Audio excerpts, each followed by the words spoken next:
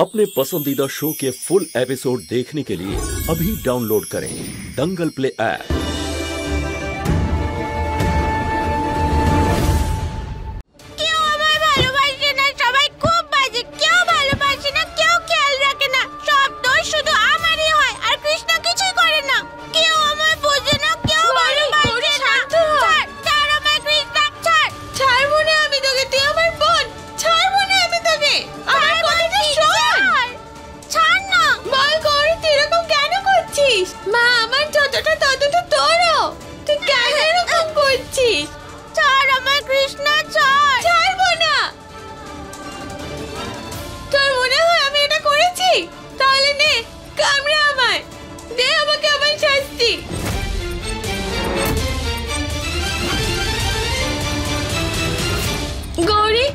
সত্যিই তোর জন্য নুডলস বানিয়ে আনছিলাম, ভেবেছিলাম সেটা দেখে তোর মুড ভালো হয়ে যাবে।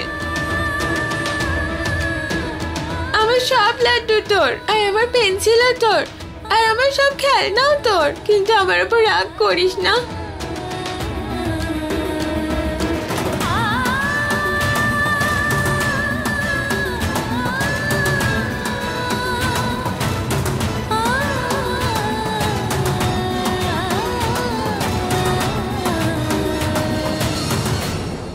মহুয়া, ওরা নিজেরাই এই সমস্যা মেটাবে। আজকে একে অপরের সঙ্গে কথা বললে ওদের সম্পর্কটা মজবুত হবে। আমি কি গৌরীকে কম ভালোবাসি? এবার কি তুমিও এরকম কথা বলবে? এরকমটা একদমই নয়। তুমি খুব ভালো মা। আরে আমি যখন সবাইকে ভুল বুঝছিলাম তখন তুমি সবাইকে সামলেছ।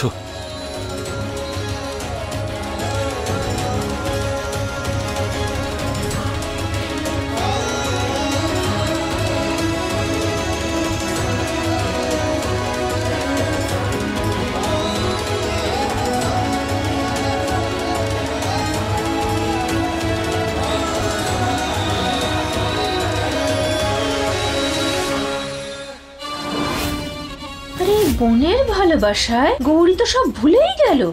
মহুয়া আর আরিয়ান যখন সব সত্যিটা জানতে পারবে না, তখন সমস্ত সম্পত্তি এই দুটো বোনের নামে করে দেবে।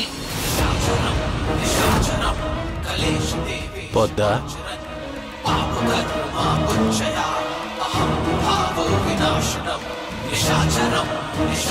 এসো, এদিকে এসো। আমার সঙ্গে থেকে থেকে তোমার বুদ্ধিও কিছুটা খুলেছে।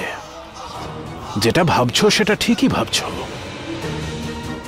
তবে সেটা হবে না, কারণ কৃষ্ণার সত্যিটা কেউ কোনোদিনও জানতে পারবে না, আর আরিয়ান আর মহুয়া কোনোদিনও ওকে দত্তক নিতে পারবে না।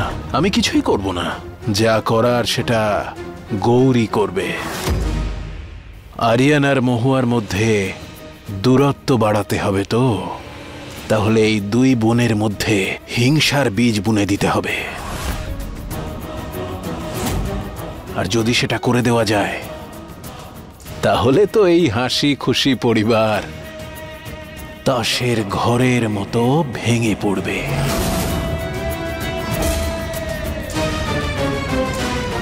আমার প্ল্যানটা শোনো।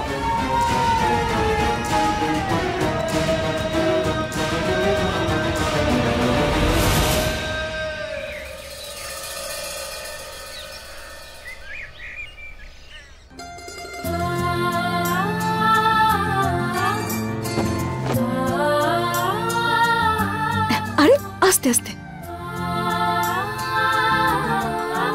গুড মর্নিং মা। Good morning.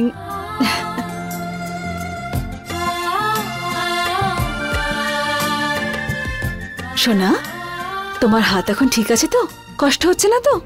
হ্যাঁ? বাবা কোথায়? Good morning princess.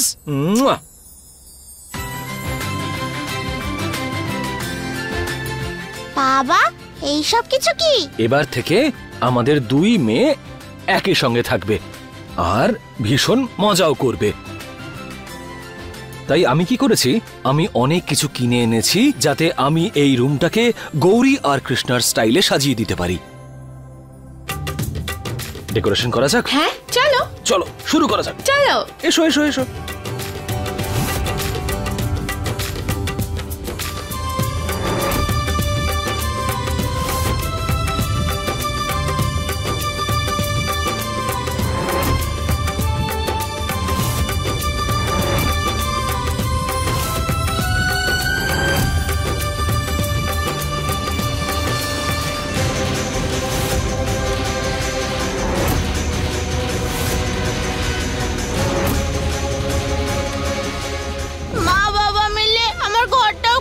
ওকে দিয়ে দিল। আরে এই ফাঁকিবাজ, তাড়াতাড়ি হাত চালা। আরে এই তো এসে গেছি মা, এসে গেছি। এই যে এই নিন আপনার গরম গরম চা, এবার খেয়ে দেখুন। খুব খারাপ বানিয়েছিস। হ্যাঁ সত্যি, একদম আমাদের গৌরীর জীবনের মতো মা। প্রথমে ওর মা গেল, তারপর ওর বাবা, এরপর তো ওর কাছ থেকে ওর অর্ধেক ঘরও চলে গেল। কাল তো বাড়িটাও নিয়ে নেবে। আমাদের গৌরী তো পথে বসে পড়বে। সকাল সকাল কি ফালতু বকছিস? আপনার না আমার সমস্ত কথাই খারাপ মনে হয়। যদি বিশ্বাস না হয় না তো নিজেই গিয়ে ঘরে দেখে আসুন না। ওর ঘরটাকে 2 ভাগে ভাগ করে দেয়া হচ্ছে।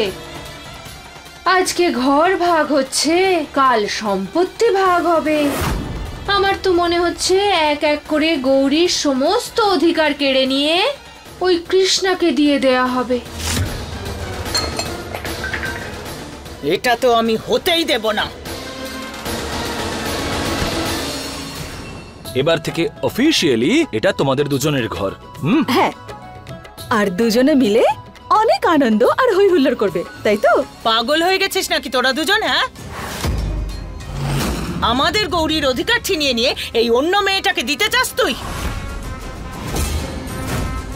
ঠাকুমা প্লিজ শান্ত হন আপনি। আরে ওরা দুজনেই এই বাড়ির মেয়ে, কি যায় আসে? আরে কি হয়েছে তোর বলতো? হ্যাঁ, মাথাটা গেছে নাকি বউয়ের ভালোবাসায়? ভুলে গেলি অতীতের 5 বছর? বড়মা, কৃষ্ণা আমার মেয়ে, আর এই সামান্য কথাটা আপনি কেন বুঝতে পারছেন না? এর কারণ আছে আমার কাছে। কার মেয়ে তুই জানিস? তুই বললেও ও তোর হবে না মৌহা। ব্যাস বড়মা, ব্যাস অনেক হয়েছে, অনেক শুনে নিয়েছি আমি। কৃষ্ণা আমার মেয়ে, আর আমি এই কথাটা বারবার আর বলবো না।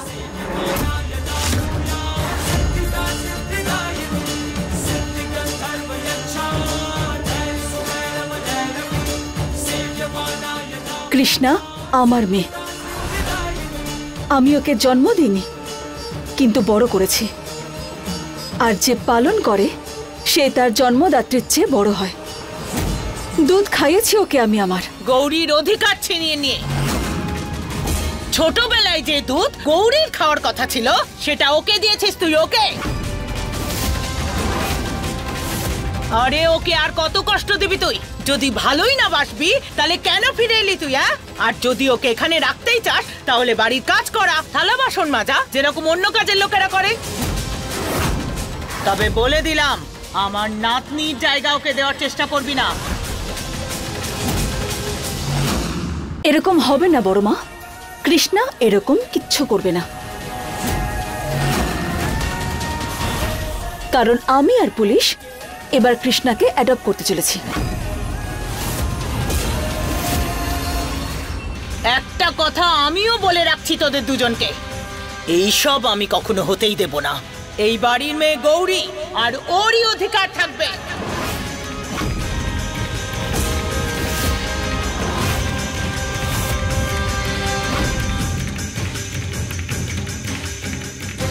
ক্ষমা করবেন বড়মা, কৃষ্ণা ওর অধিকার ঠিক পাবে, আর ওকে আমি আমার কাছ থেকে দূরে যেতে দেব না।